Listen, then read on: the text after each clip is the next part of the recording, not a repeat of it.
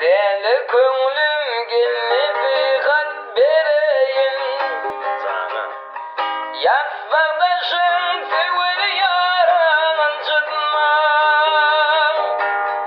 Bendim alfana kalfana bereyin. Keveninin karatan çıkma.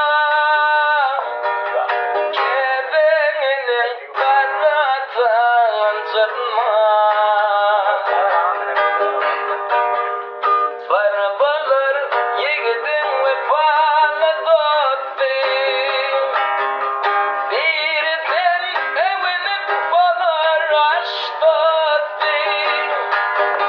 Tecedin başına vefalı dostu. Nerede olsan dost yaramın çıkma. Yine kötülün dostum çıkma.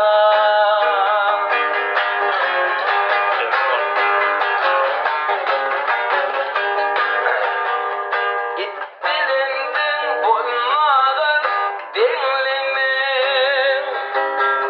Cedelindi ve cennim hayır gözleme. Kerini uyup dönmeyi gürleme. Yine kötülün dostun çıkma.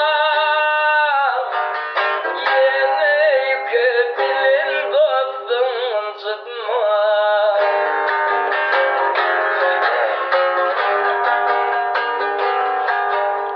Şahir Aydar inne akal sedini. Heves etme medgayırdın bilini. Avari etmese işler kişinin.